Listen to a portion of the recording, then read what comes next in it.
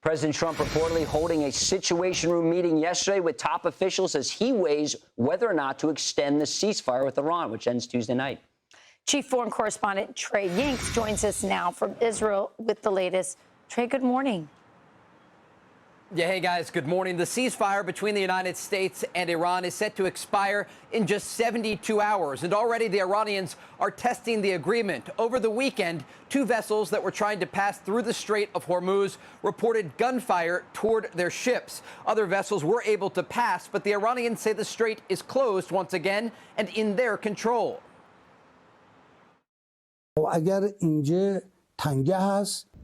If traffic is still taking place in the strait today and is proceeding, we control the strait. Now, for 2 or 3 days, the U.S. has deliberately laid siege. What does siege mean? It means that everyone comes and goes, but Iran doesn't go. What a foolish and ignorant decision.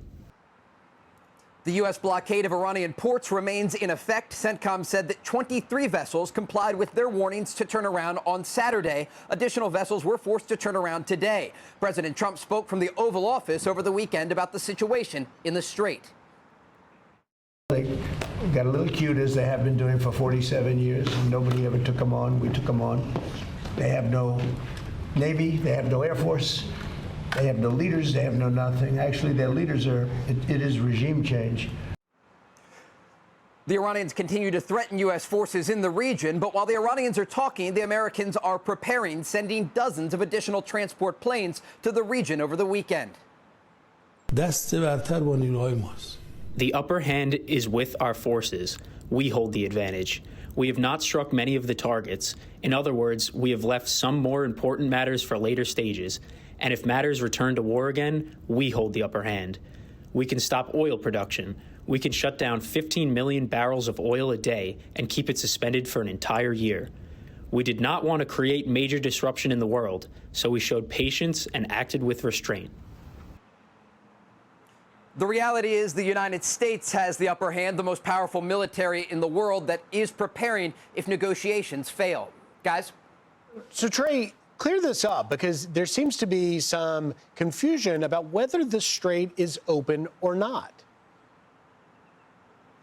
I spoke with regional sources over the weekend who said the strait is effectively closed because the Iranians are now firing on vessels that are trying to pass through. We know that some vessels were able to make it through the strait, but the Iranians came out after President Trump said the strait was open, saying that it's closed and it's in their control. What's interesting, though, is that the Iranian foreign minister even said exactly what President Trump was saying only hours later to be rebuffed by his own state media through officials there in the IRGC, saying that the foreign minister's statement was incorrect. So the Iranians don't even know the answer to that question. And it gives you a sense of how effective the U.S. and Israeli campaign against the Iranian regime was over the past 45 days, because it sent an inability for the Iranians to communicate within their ranks.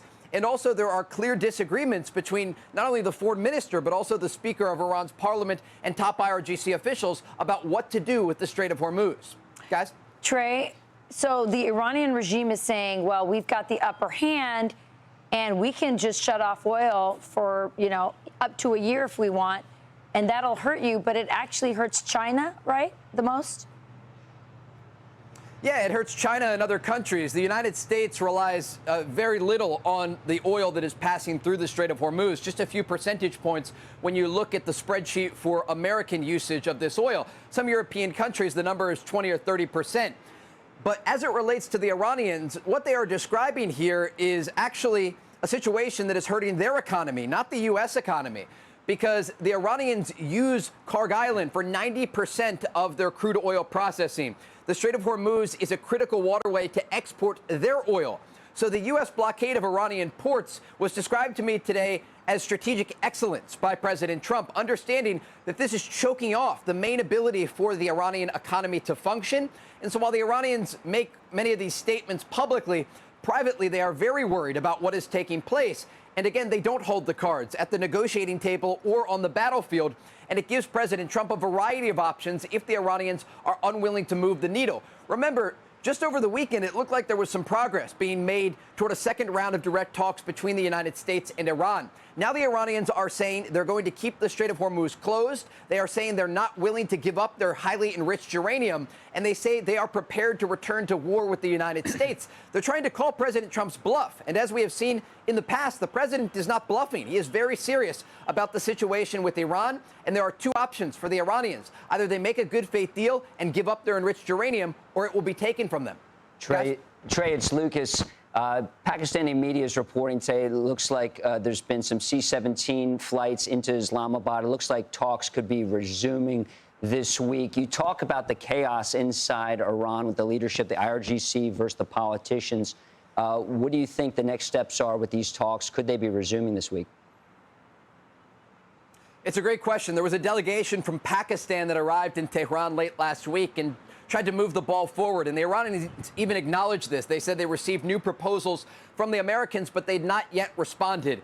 We're at the last minute here, down to the wire, less than 72 hours away before this ceasefire ends. And the president has indicated he's not really interested in extending the ceasefire agreement. If the Iranians are willing to make a good faith deal, they're going to make it right now. And so the question is whether or not there are going to be a second round of direct talks this week in Islamabad, Pakistan.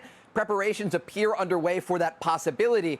But again, the president yesterday holding that situational assessment at the White House with top generals, military commanders, and cabinet officials. And so the president understands the battlefield here. And we are looking at a situation where there's either going to be an agreement or the war in some capacity is going to resume. And so in the coming days, we expect to get more information about the possibility of talks. President Trump has indicated he prefers a diplomatic option, but remains prepared should this campaign resume. The clock is ticking indeed. Trey, thank you very much. Thanks, Trey. Let's hope that things de-escalate and that negotiations resume. We'll make one note. This blockade on Iranian oil is really significant because their ability to store the oil that they're pumping is almost at a max right now. And so people think, well, okay, so you just shut off your pump. It's not like a faucet. Right. If you're not constantly pumping, actually those wells can be damaged. So there could be long-term permanent damage or very expensive damage to these wells. And so they are thinking about that as well. They need that blockade. So we can do the blockade of their oil, and they're thinking about that. But Iran doesn't want to make a deal unless the blockade gets removed. Of course, because it's a part of it. And the ultimate takeaway is that it further brings Iran's economy to its knees. Meanwhile, we are, from the economic standpoint, also increasing sanctions on anyone that receives that oil. So when you talk about the economic damage to Iran, it is definitely a long felt pain. But just to tell you about this, I was just going to say it's hurting our economy. It's not detrimental, but it's hurting people. Let's make no mistake.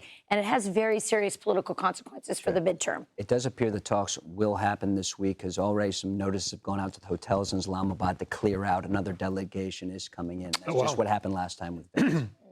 Hey everyone, I'm Emily Campagno. Catch me and my co-hosts Harris Faulkner and Kaylee McEnany on Outnumbered every weekday at 12 p.m. Eastern, or set your DVR. Also, don't forget to subscribe to the Fox News YouTube page for daily highlights.